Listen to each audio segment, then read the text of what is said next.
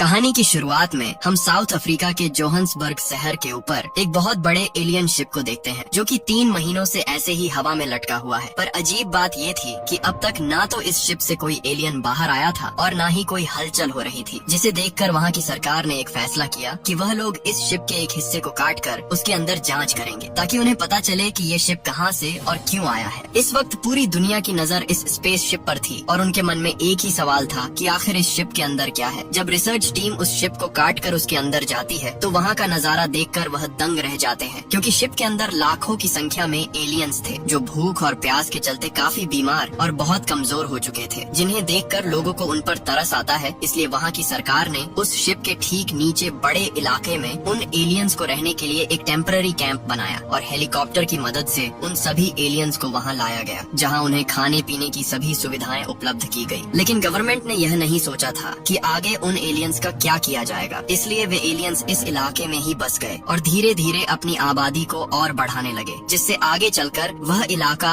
Aliens की एक बड़ी बस्ती में तब्दील हो गया और उसे डिस्ट्रिक्ट 9 के नाम से जाना जाने लगा। कई वैज्ञानिकों का मानना था कि अब ये एलियंस कभी भी अपने घर वापस नहीं जा पाएंगे, क्योंकि उनके शिप की कोई चिप खराब हो गई है और उसे ठीक करना इंसान के बस की नहीं है। लेकिन वहीं कुछ रिसर्च एनालिसिस का मानना था कि धरती पर कब्जा करने की यह एलियंस की कोई चाल भी हो सकती है, क्योंकि शुरुआत में उन्होंने एलियन स्पेस शिप के एक बड़े हिस्से को नीचे गिरते हुए देखा था, जो शायद शिप का कमांड सेंटर था जहां से शिप को कंट्रोल किया जा सकता है। लेकिन नीचे आने के बाद वह कमांड सेंटर कहां गायब हो गया किसी को पता नहीं चला और आज तक वहां की सरकार उसे ढूंढ नहीं पाई। साथ ही सरकार को एलियंस के पास से कई हथियार भी मिलते हैं जिसे वह अपने प्लेनेट से लेकर आए थे। ऐसे ही धरती पर उन एलियंस को 20 साल बीत जाते हैं और अब धीरे धीरे इन एलियंस का आतंक धरती पर बढ़ना शुरू हो जाता है और वो लोगों को परेशान करने लगते हैं। खाने की तलाश में वे शहरों में भी घुस जाते थे और इंसानों का फैलाया कचरा, जूते और यहाँ तक कि गाड़ियों के टायर भी खा जाते थे। साथ ही वे एलियंस लोगों के पैसे और मोबाइल फोन्स जैसी चीजें भी चुरा लेते थे, जिसके कारण वह इंसानों के लिए एक सिरदर्द बन चुके थे। और 20 सालों तक उन्हें झेलने के बाद लोग सरकार से एलियंस को शहर से दूर भगाने की मांग करते हैं, जिसके बाद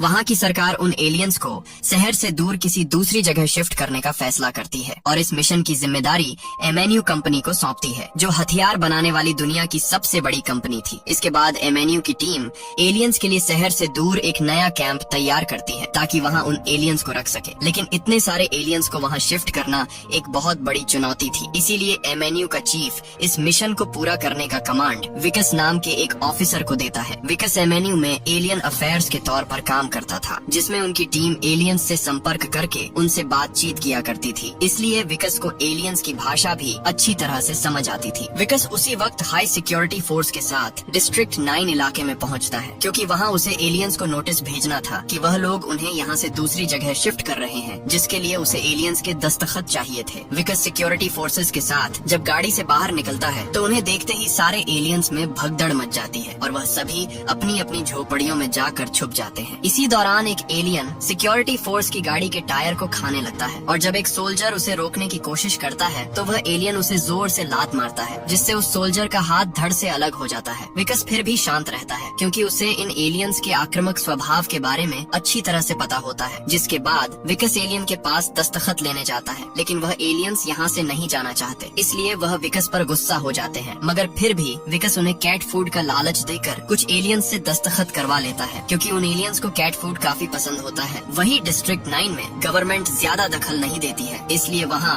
गुंडागर्दी और गैर कानूनी काम ज्यादा होते हैं। जहाँ ओबे सांजो नाम का एक खतरनाक नाइजीरियन अपराधी वहाँ अपनी गैंग के साथ मिलकर पैसे और कुछ कीमती चीजों के बदले एलियंस को मीट और बाकी खाने की चीजें बेचा करता था। इसी वजह से ये एलियंस लोगों से पैसे और उनके कीमती चीजों को छीन लेते थे ताकि उनसे वह खाना खरीद सके। इन एलियंस को कैट फूड इतना पसंद था कि उसके बदले वे ओबे सांजो को अपने हथियार भी दे देते थे, लेकिन ये हथियार इतने एडवांस तरीके से बनाए गए थे कि उन्हें एलियंस के अलावा कोई नहीं चला सकता था और ऐसे हथियार सरकार के पास भी होते हैं जो उन्होंने एलियन से बरामद किए थे। एमएनयू दुनिया की सबसे बड़ी हथियार बनाने वाली कंपनी थी जो इन हथियारों का इस्तेमाल करना चाहती है, इसलिए वो इन एलियंस के हथियारों पर रिसर्च कर रहे होते हैं। वही विकस जब एक एलियन की झोपड़ी को खोलता है तो उसके अंदर ढेर सारे एलियंस के अंडे होते हैं, जहाँ उन्होंने जानवरों के गोश्त को भी लटका रखा होता है, जो पाइप के जरिए उन अंडों से जुड़े होते हैं ताकि उन गोश्त से एलियंस के बच्चों को न्यूट्रिशन मिलता रहे। मगर एलियंस को यहाँ बच्चे पैदा करना गैर कानूनी होता है, इसलिए विकस एलियन पॉपुलेशन कंट्रोल टीम को बुलाकर उन अंडों में आग लगवा देता है। दूसरी तरफ हम क्रिस्टोफर नाम के एक एलियन को देखते हैं जो अपने एक छोटे बच्चे और अपनी पत्नी के साथ मिलकर इलेक्ट्रॉनिक के कचरे के ढेर में कुछ ढूंढ रहे होते हैं। तभी वह छोटा बच्चा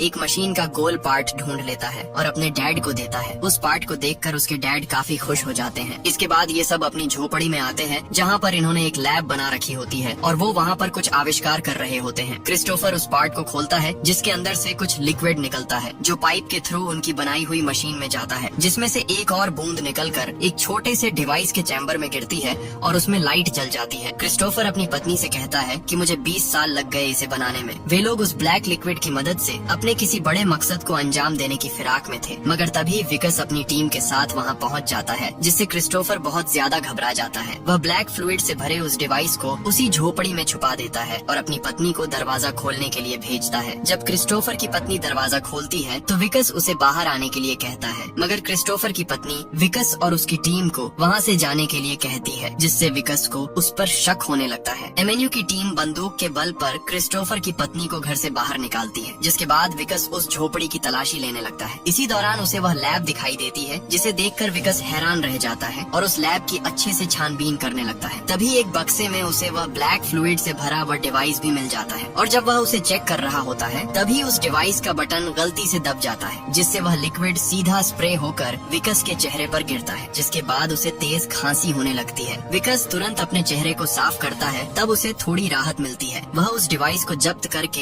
एमएनयू की लैब में भिजवा देता है। साथ ही उसे उस झोपड़ी में ढेर सारे हथियार भी मिलते हैं। विकस बाहर जाकर क्रिस्टोफर की पत्नी से इतने सारे हथियार रखने की वजह पूछता है, लेकिन तभी क्रिस्टोफर की पत्नी विकस की टीम पर हमला कर देती है और जब विकस उसे रोकने की कोशिश करता है तो वह विकस के हाथ पर जोरदार वार करके उसे दूर फेंक देती है। तभी हेलीकॉप्टर से नजर रख रही सिक्योरिटी टीम क्रिस्टोफर की पत्नी को शूट करके मार देती है। इस हादसे में विकस का हाथ बुरी तरह जख्मी हो जाता है, जिसके बाद वह अपने हाथ पर मरहम पट्टी करवा लेता है। अब अगले दिन जब विकस अपने ऑफिस में होता है तो उसकी एक उंगली का नाखून निकल जाता है। ये देखकर वह काफी घबरा जाता है और तुरंत वॉशरूम में चला जाता है, मगर तभी वहाँ पर उसका एक और नाखून निकल जाता है। उसे कुछ समझ नहीं आता कि उसके साथ क्या हो रहा है और वह काफी डर जाता है। इसके बाद जब वो रात को अपने घर जाता है तो वहाँ पर उसकी वाइफ ने उसकी प्रमोशन की खुशी में एक पार्टी रखी होती है, पर विकस की तबीयत धीरे धीरे खराब होने लगती है और जब वह केक को काटने जाता है तभी उसके मुंह से सेम वैसा ही लिक्विड निकलने लगता है जैसा उस दिन गलती से उसके चेहरे पर गिर गया था और वो वहीं बेहोश हो जाता है, जिसके बाद उसे हॉस्पिटल ले जाया जाता है। कुछ देर बाद जब विकस की आंखें खुलती हैं तो वह अस्पताल में भर्ती था और एक डॉक्टर उसके हाथ की पट्टी को काट रहा था जो एलियन के हमले के बाद विकस ने लगवाई थी। डॉक्टर जैसे ही उसके हाथ की पट्टी को काटता है तो वहाँ का नजारा देखकर वह दंग रह जाता है, क्योंकि विकस का हाथ अब एलियन के हाथ में बदल गया था। डॉक्टर तुरंत बाहर जाकर एमएनयू को इसकी खबर देता है, जिसके बाद एमएनयू के सोल्जर्स वहाँ आकर विकस को जबरदस्ती पकड़कर एमएनयू के एक सीक्रेट रिसर्च लैब में ले जाते हैं, जहाँ साइंटिस्ट एलियंस को चीर फाड़ करके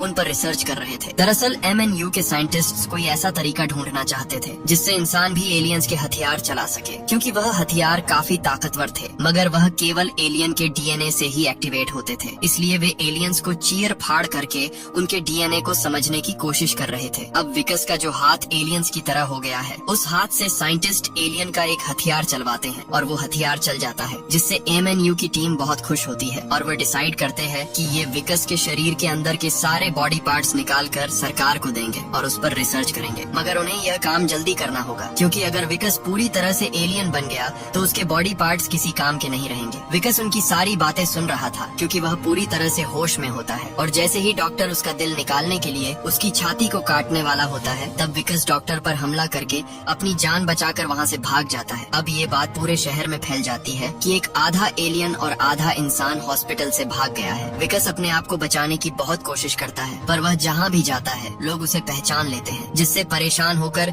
वह डिस्ट्रिक्ट 9 में पहुँच जाता है, जहाँ पर कुछ घर सरकार ने बंद कर दिए थे जिनमें पहले एलियंस रहते थे, और वो वहाँ जाकर छुप जाता है। जिसके बाद वो अपनी वाइफ को फोन करता है और उसे बताता है कि ये सब उसके साथ कैसे हुआ उसे कुछ समझ नहीं आ रहा। तब उसकी वाइफ उसे कहती है कि वो उससे बात नहीं करना चाहती और ना ही वो कभी उससे मिलना चाहती है, क्योंकि उसे लगता है कि विकस ने किसी एलियन के साथ शारीरिक संबंध बनाए हैं, इसीलिए उसके साथ ये सब हो रहा है। दरअसल ये बात उसे उसके डैड ने बताई होती है, जो विकस के फादर इन लॉ होने के साथ साथ MNU कंपनी में उसके सीनियर भी होते हैं। ये सब सुनकर विकस बहुत दुखी हो जाता है। अब उसका जो हाथ एलियन के हाथ की तरह बन गया है, वह उस हाथ को कुल्हाड़ी से काटने का फैसला करता है, लेकिन वह हिम्मत नहीं कर पाता। मगर फिर भी वह जैसे तैसे करके एक उंगली काट देता है, जिससे उसे बहुत दर्द होता है। तभी उसे वहाँ पर आर्मी के कुछ हेलीकॉप्टर आते हुए दिखाई देते हैं, जो उसे ही पकड़ने के लिए आ रहे होते हैं, और विकस उन्हें देखकर भागने लगता है। वो अपने ही लोगों से छिप रहा होता है, जो कुछ दिन पहले उसके ही नीचे काम किया करते थे, और वो छुपते छुपते एक घर में पहुंच जाता है, जहां क्रिस्टोफर पहले से ही उस घर में मौजूद होता है। तभी विकस क्रिस्टोफर से कहता है कि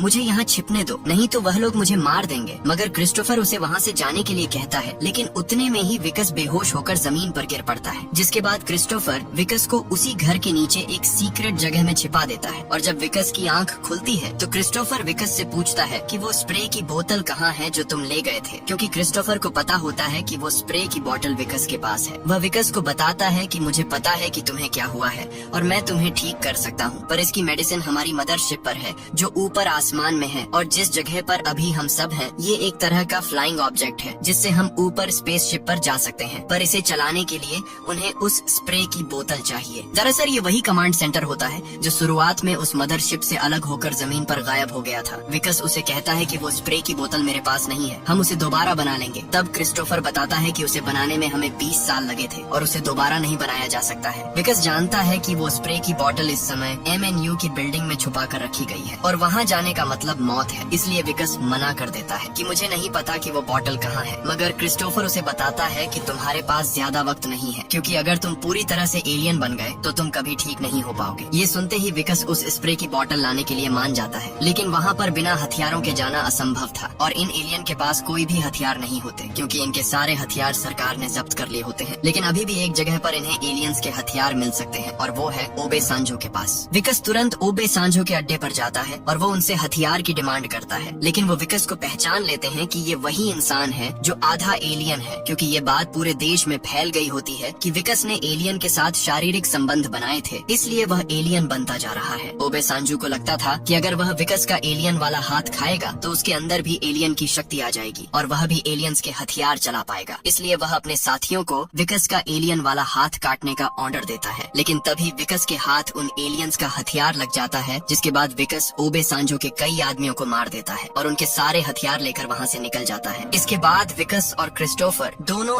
MNU के हेडक्वार्टर पहुँचते हैं, जहाँ एलियंस के हथियारों की मदद से वहाँ धमाका करके कई सिक्योरिटी फोर्स को मार देते हैं और लैब के अंदर घुस जाते हैं, जहाँ कई सारे कटे हुए एलियंस को रखा गया था, और वह दोनों वहाँ पर स्प्रे ढूंढने लगते हैं, जहाँ से उन्हें वह स्प्रे की बोतल मिल जाती है, और वो दोनों उस बोतल को लेकर वहाँ से निकल जाते हैं। पर अब भी इन दोनों को पकड़ने के लिए MNU की पूरी फोर्स इनका पीछा कर रही होती है। इसके बाद विकस और क्रिस्टोफर दोनों वापस उसी घर में पहुँच जाते हैं, जहाँ जमीन के नीचे उनका फ्लाइंग ऑब्जेक्ट होता है, और जिसके बाद विकस क्रिस्टोफर से पूछता है कि जब हम मदरशिप पर पहुँच जाएंगे तो मेरा हाथ ठीक होने में कितना वक्त लगेगा। तब क्रिस्टोफर उसे बताता है कि 3 साल। ये सुनते ही विकस परेशान हो जाता है और क्रिस्टोफर से पूछता है कि इतना समय क्यों लगेगा। तब वह उसे बताता है कि पहले मुझे अपने लोगों को बचाना होगा, क्योंकि मैं अपने लोगों को साइंस का एक्सपेरिमेंट नहीं बनने दूंगा। दरअसल जिस लैब से ये लोग वह फ्लूइड की बोतल लेकर आए होते हैं, वहाँ पर क्रिस्टोफर ने अपने साथियों की कटी हुई बॉडी को देखा होता है, जिस पर MNU के लोग रिसर्च कर रहे होते हैं। इसलिए क्रिस्टोफर विकस से कहता है कि हमें जल्दी अपने घर वापस जाना होगा, नहीं तो ये लोग हमारे सभी साथियों को मार देंगे। तब विकस कहता है कि तो मेरा क्या होगा, जिस पर क्रिस्टोफर बताता है कि मैं वादा करता हूँ कि 3 साल बाद मैं वापस आऊंगा और तुम्हें ठीक कर दूंगा। ये सुनते ही विकस गुस्सा हो जाता है और बंदूक से क्रिस्टोफर के सर पर वार करके उसे बेहोश कर देता है। इसके बाद विकस उस लिक्विड की बोतल को लेकर बेसमेंट में जाता है, जहाँ पर फ्लाइंग ऑब्जेक्ट होता है। वहाँ क्रिस्टोफर का बेटा भी मौजूद था और उसे भी इस पूरे प्रोजेक्ट की पूरी नॉलेज होती है। इधर MNU की टीम भी वहाँ पर पहुँच जाती है। वही क्रिस्टोफर भी अब तक होश में आ चुका होता है। MNU की टीम क्रिस्टोफर को धमकाते हुए विकस के बारे में पूछती है। इस पर क्रिस्टोफर उसे नीचे कमांड मॉड्यूल की ओर इशारा करता है, जिसके बाद MNU का कर्नल उस मॉड्यूल को खोलने की कोशिश करता है, लेकिन उससे वह नहीं खुलता। जिसके बाद कर्नल ने क्रिस्टोफर को धमकाते हुए उस मॉड्यूल को खोलने को कहा, लेकिन क्रिस्टोफर उसे नहीं खोलता, क्योंकि उसने अगर उस मॉड्यूल को खोला तो MNU की टीम उसके बेटे को भी पकड़ लेगी। वहीं नीचे विकस उस लिक्विड की बोतल को क्रिस्टोफर के बेटे को देता है, जिसे क्रिस्टोफर का बेटा उस फ्लाइंग ऑब्जेक्ट में फिट करता है। जिसके बाद एक चेयर पीछे आती है और विकस उस चेयर पर बैठकर उस फ्लाइंग ऑब्जेक्ट को स्टार्ट कर देता है। इसके बाद वहाँ पूरी जमीन हिलने लगती है और कुछ ही पलों में उनका फ्लाइंग ऑब्जेक्ट जमीन को फाड़ कर हवा में उड़ने लगता है। विकस उस फ्लाइंग ऑब्जेक्ट को मदरशिप की ओर ले जाने की कोशिश करता है, लेकिन तभी MNU की टीम मिसाइल से उस पर हमला कर देती है और एक मिसाइल फ्लाइंग ऑब्जेक्ट को लग जाती है, जिससे फ्लाइंग ऑब्जेक्ट बेकाबू होकर सीधा जमीन पर आ गिरता है, जिससे विकस पूरी तरह घायल हो जाता है और आखिरकार MNU की टीम उसे पकड़ लेती है। वह विकस और क्रिस्टोफर को गिरफ्तार करके वापस MNU की लैब में ले जाने लगते हैं, पर क्रिस्टोफर का बेटा फ्लाइंग ऑब्जेक्ट में ही छिप गया था, जिस वजह से वह बच जाता है। वहीं विकस को अब सब कुछ खत्म सा लगने लगा था, पर तभी ओबे सांजो के आदमी MNU की टीम पर हमला कर देते हैं, क्योंकि उनको ओबे सांजो ने विकस को पकड़ कर लाने के लिए भेजा था ताकि वह विकस का मांस खा सके। उसके साथ ही विकस को MNU की टीम से छुड़ाकर ओबे सांजो के अड्डे पर ले आते हैं। अब यह लोग विकस का हाथ काटने ही वाले होते हैं कि तभी उनके ऊपर हमला हो जाता है और सभी के सभी वही ढेर हो जाते हैं। ये हमला उनके पीछे खड़े एलियन रोबोट ने किया था, जिसे ओबे सांजो ने कैट फूड के बदले